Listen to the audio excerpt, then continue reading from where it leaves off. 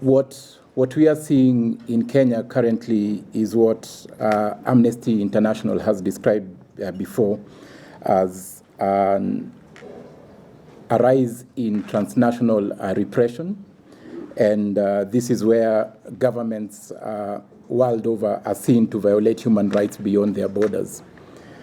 In July this year, you'd recall that 7 asylum seekers, Turkish asylum seekers, that was 18 October, 7 asylum seekers were abducted in a similar manner, daytime, that was Kilimani area, and 4 of them were illegally extradited to Turkey to face trial. In July this year, 36 opposition members of Forum for Democracy, a Ugandan opposition party, were arrested in Kisumu while attending a forum and forced back to Uganda, where they are facing trial, terrorism trial in Kampala. These were opposition members. You would recall that on 16 November last year, opposition leader Kizza Besigye was abducted in a hotel in Nairobi, Kenya, resurfaced 4 days later in Kampala, where he's currently undergoing a trial in a military court, a court-martial. This is a very dangerous precedence for Kenya, considering Kenya recently ascended to a seat in the UN Human Rights Council. This is a very dangerous precedence to Kenya, considering that we host very many expatriates in this country. Kenya is set to become one of the largest, I think the 3rd largest UN hub in the world. And when foreign nationals do not feel protected, they don't feel secure in this country, then this is really dangerous. And to add on the many cases that we are already dealing with of Kenyans already facing similar abductions, and looking at many that are still missing. As of right now, from the 7 that were abducted towards the end of the year, beginning of the year, 6 of them were released, but 1 is still missing. These cases are not resolved.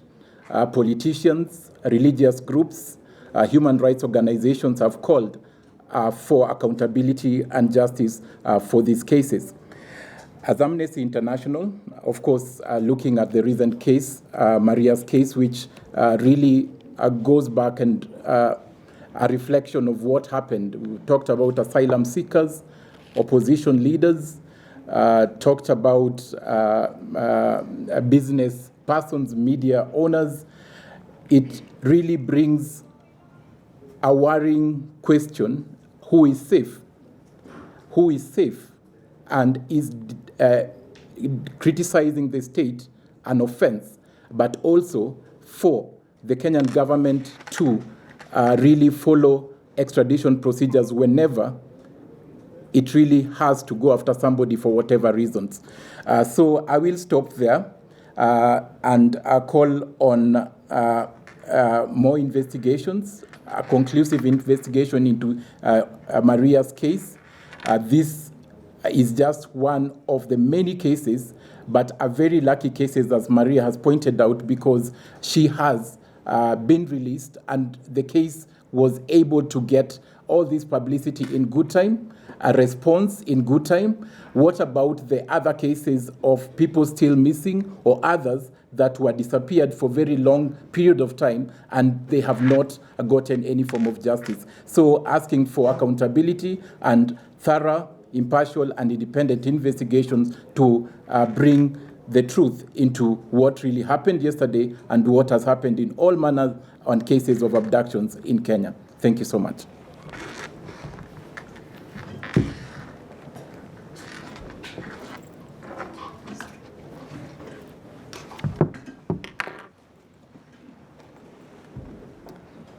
Good afternoon, everyone. From the Law Society of Kenya, it has been clear that the ongoing abductions or detention of people arbitrarily has been continuing.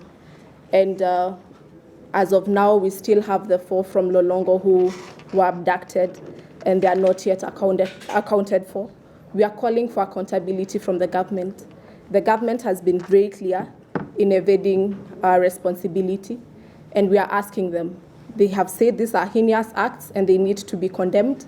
Our question has been from July till today, no investigation has been done, no investigation has been cleared, and we are not being told the people who are responsible.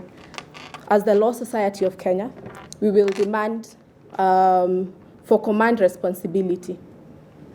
The back of security in this country stops with the IG, and we will be asking the court, we are asking the court in petition 714 of 2024, the habeas corpus of the 7, I believe the 6 who were abducted. We are asking for accountability, and one of our prayers will be to hold the IG responsible for the acts of omission or commission by the IG to investigate these cases of abductions. Lastly, for us, we are not talking much. We want to assure the public that we will follow up on each and every case of abduction or arbitrary arrests, and especially of those of police brutality. The Law Society of Kenya is here, and all other civil society organizations. They have their toll numbers, and we are asking all Kenyans, especially on the case of yesterday, if they actually took a photo of the Noah that Maria was in. We are asking them to circulate it widely for us to know the people who are involved.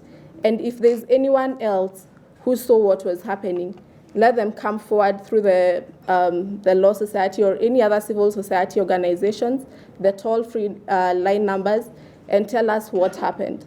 I think at the end of the day, we are tired of what the government is doing, and we are calling for accountability. That is it.